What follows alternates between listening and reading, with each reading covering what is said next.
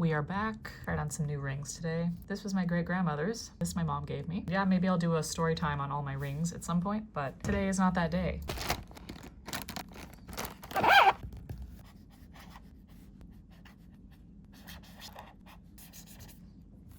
Fortune favors the bold. We see it all the time. Let's get into it. First, let's talk about what being bold actually means. Here's what it's not. It's not being reckless, it's not being dramatic, it's not being crazy, it's not being obnoxious, but it's taking action. It's taking bold action despite uncertainty and not knowing the outcome. I mean, look at this guy. He's just going for it. And that's what boldness is. You're not really thinking, should I do it? You're not guessing. You're not wondering. You're just like, yes, this is something I'm doing and I'm going to do it right now and I'm going to do an amazing job. It's going to be great. It is an intentional risk towards something that you want or desire. It is an action that you take that gets you closer to where you want to be. While this person might have moments of doubt or anxiety, they're still taking action despite what might be going on in their head. It's about action. It's about moving forward no matter what. It's about saying, I'm going to do this thing and I don't care what happens because this is what I want to do. The thing that separates bold people from ordinary people,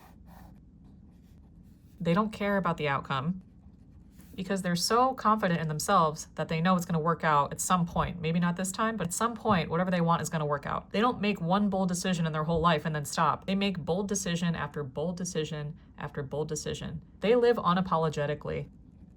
They also just have a knowing about themselves. If this is the kind of person that they are, something's going to work out. General inner conviction, not just knowing. Obviously, not everybody is like this. That's okay. If you don't think that you're a bold person, that's totally fine. It doesn't have to be this loud thing. Another thing about bold people, they could sit with uncertainty for long periods of time.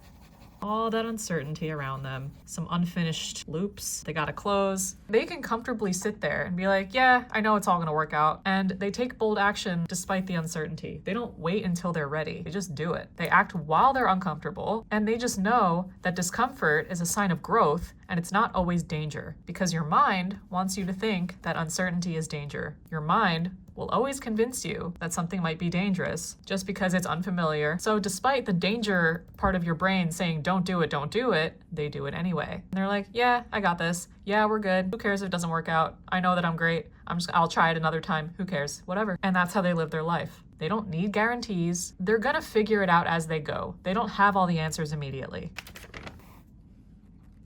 This pen is running out. I'm gonna go find another one. What pen do I want to use? This is bolder than this one. It's a sign, you guys. The uncertain person is resistant to fear. It makes them so uncomfortable. The bold person moves with fear, does not let it rattle them. The uncertain person needs reassurance from outside sources. Meanwhile, the bold person, they already know who they are. They reassure themselves that they got this, even if it doesn't quite work out how they imagine. I already kind of touched on this, but the uncertain person needs the external forces to sort of all line up perfectly, like the conditions need to be perfect before they act. Meanwhile, that might never happen, but the bold person internally knows, no, it doesn't matter if the conditions aren't exactly perfect. It doesn't matter if I X amount in my bank account or, whatever the condition might be. They don't care about the external. They only care like, oh, like, do I want this thing? Am I ready for it? Cool, I'm gonna go for it right now because that's who I am. All right, this is a pretty big one. So the uncertain person says, what if, and then insert sad feeling here. So what if it all goes wrong? What if it doesn't work out? Everything is terrible. What if I'm a failure? Like whatever you insert, whatever you fill in the blank, that's what it's gonna be. But it's gonna be sad or negative or just anticipating that it's not gonna work out in their favor. Meanwhile, the bold person is so indifferent and doesn't care that they're just like, well, what if everything does work out? What if it works out for me? What if I get exactly what I want through doing this bold move, whatever that might be? What if it all works out in my favor? What if it works out so well? They're looking at it through a positive lens. They're just like, yeah, like what if I take that bold action and life rewards me for it? But they don't need that reward anyway because they're just being a bold person. And perhaps the biggest one, the uncertain person will kind of go through all of the different scenarios that can either go right or go wrong. And they think ahead and they're like, well, is this actually worth doing? And then they ultimately decide like, I don't think I want to risk that. I don't think I want to try that thing. It's not going to work out. And again, it's that assumption, what if it doesn't work out? And the bold person, they go through that exact same list in their head. They go through all the different scenarios. What if, it can go right or wrong? Through all of the different risk assessment, like all the different calculations in their mind, they say, this matters to me enough to try. This matters to me enough to try because I'm worth it, because this thing is worth it, because I'm worth investing in. This thing is worth investing in. I'm willing to try and fail and fall on my face and look like an idiot. I'm willing to do it's the willingness to try despite any kind of feelings or any kind of fear. But that willingness to try will set that person apart from this one. And that's awesome. That's bold. So why does fortune favor the bold? How does this work? All right, so here's our dude. He's going for it. He's really excited. He's feeling bold today. First, boldness creates more opportunities. And this could be in the form of cold emailing that company you want to work for. Whoosh. I'm an email. So you send that email to that company, or you slide into the DMs of a brand you want to work with. What's the harm in sliding into the DMs of a brand you want to work with? Let's say you use their product every single day. I've done this with quite a few brands now. I don't care if they don't respond. Who cares if they don't respond? What are you losing? 15 seconds of your life crafting a message? I literally went into Paris Hilton's DMs and messaged her and sent her a voice memo, and I didn't care. I don't think she ever got it, but I still did it. And she ended up liking one of my posts not too long ago. So who cares? It doesn't have to be this big thing. It could be something small, like going to an event that you didn't originally want to go to. Who knows? Maybe you'll meet someone who will change your life. I'll make him look all businessy. Maybe he's got like a briefcase, like a secret briefcase full of money. His arms detached from his body, but we don't care because we're bold. If you're gonna say I don't really want to go, even though I know there's gonna be opportunities there, even though I know there's gonna be people there in my field, you're I don't really want to go, and you stay home. I mean, nothing wrong with staying home. I like staying home too. But if you're actively in a state where you're wanting to be more bold and you're wanting to change your life, go to the event. You don't have to stay the whole time. Just go for an hour. That's bold. Go for an hour. Who knows who you'll meet. When you put yourself in more of these situations, you put yourself in more rooms, and you create more chances for things to actually unfold and happen. Boldness makes your life more colorful. Boldness invites opportunities. Boldness invites enrichment into your life. Self-trust.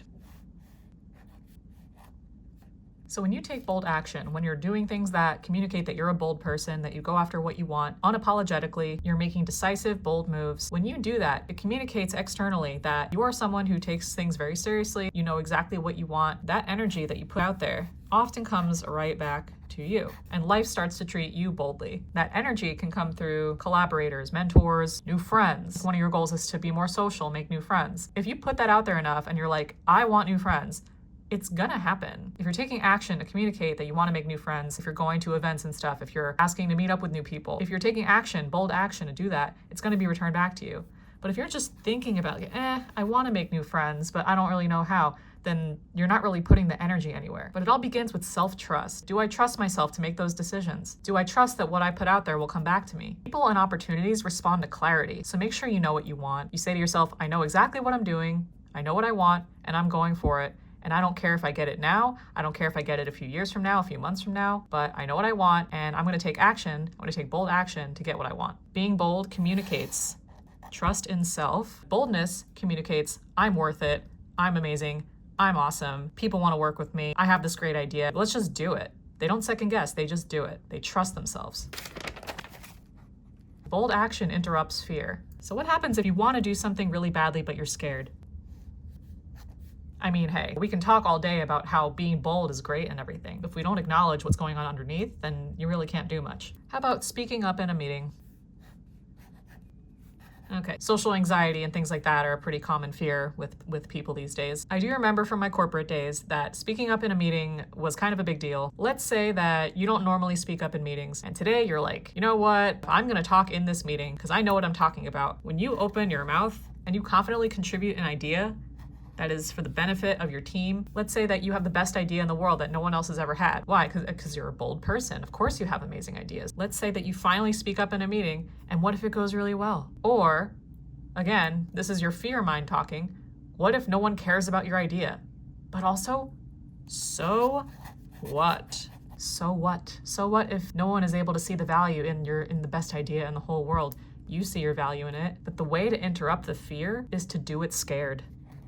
You do it scared. You say, I don't care what these people think, I care what I think. I like my idea, I want to contribute it to our team. What else are people scared of? Rejection.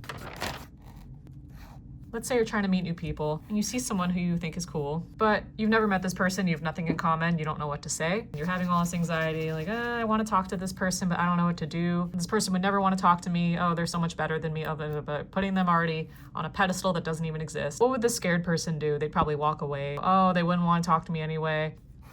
But he's a new man now. He's bold. And now he's like, instead of being like, oh, I'm too scared to talk to this person, like, oh, what do I want to say to this person? I'm gonna compliment their shirt. I'm gonna put them in a shirt, I guess.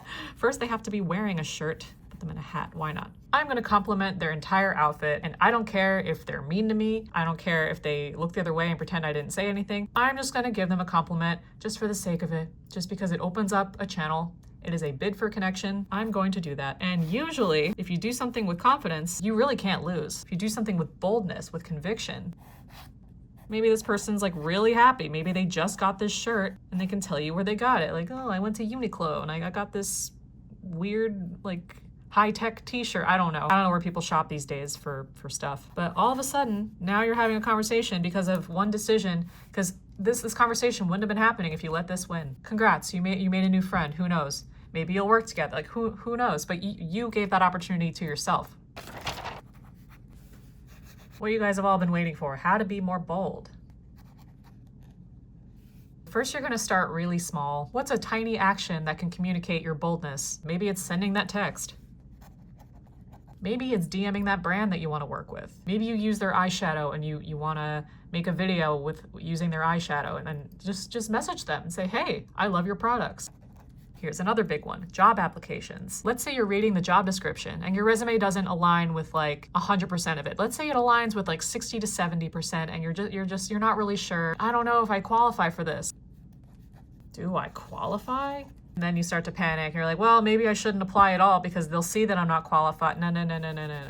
We're not doing that anymore. We are living boldly. We are getting what we want because it doesn't matter. Let them reject you. Don't reject yourself first. You say, of course, I qualify. Because the bold version of you, of course you qualify. There's no one better than you. Let them be the one to reject you. Apply to the job anyway. Start with something really small to build your confidence. Oh, here's another thing. Say no more often. Oh, did I just smudge this? Oh boy. Well, it's fine. It's kind of a cute little... That's so cute. For those breaking people-pleasing tendencies, I'm with you. Say no more often. Bold decisions also involve being true to yourself. Let's say you're the most popular person in life now because you keep walking up to people and introducing yourself and making new friends. Like, this is good. But it also means you need to say no more because your energy is going to be pulled from one direction to another, and you're going to feel like, oh, well, now that I'm in all these friendships and these new connections, like I have to do all these things now. No, you don't. You're allowed to say no when it makes sense. If you really can't do something, say, hey, I appreciate you inviting me. I really can't make it though. Or if you're in a season where you're not really going out and seeing people, like, no, I'm sorry, I really got to focus on myself right now. This is what I'm doing now. You're allowed to say no. I'm not sure who needs to hear that, but something told me to write that down. Bold people say no and they don't apologize about it. They just go about their life. We say no to overthinking. Let's just cross this one out. We don't overthink anymore. Yay, we're free. I know this is a tough one for a lot of people. When you cut out the overthinking part of any decision, you just kind of simplify it. It's like you see something in front of you and it's kind of like a yes-no thing. It's like you have like a split second to make a decision. If it's not 100% yes, it's a no. This takes all the guesswork out of it. This takes all the what if out of it. You're just either it's a yes or a no. Like, yeah, are we doing this or not? Like, cool. And if we're not, great. Then you can think about the next thing you want to do. Don't do anything you don't want to do. Take the guesswork out of it. Don't think about a million scenarios that aren't even happening yet. Just make a decision. You're decisive now. You're bold. This is how you live your life. Learn to be okay with the uncertainty of how things are going to work out and make the decision anyway. Say, yeah, this is what I want to do. I don't care if they don't message me back. I don't care if this doesn't work out. I'm going to do it anyway, and I'm going to be excited about it. I'm going to be proud of it. I'm going to be proud of myself, even though I'm unsure how it's going to turn out. Learn to make friends with your uncertainty, and then it will make being bold a lot easier. Surround yourself with bold energy. the end of the day, we want to have things in common with the people that we surround ourselves with. And the more bold you act, the more in alignment you are with yourself and what you want out of life, you're naturally going to meet people that are in alignment with those actions. And then sort of over time, on a scale from 1 to bold, you are then walking up this line of boldness.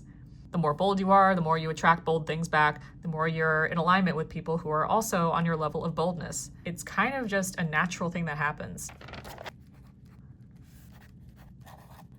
All boldness really is, it's just being yourself, but with less fear. So ask yourself, how would I act if I wasn't afraid of this person reacting a certain way? How would I act if I wasn't afraid of being rejected? How would I act if I wasn't scared of falling flat on my face, getting made fun of, posting something and no one liking it? Like, how would I be living my life if I didn't care about those things? That's all boldness really is. So what do you want to be more bold about? Have some audacity. Go get what you want. This is your life. No one's stopping you but you. So if you want to be more bold, now's the time.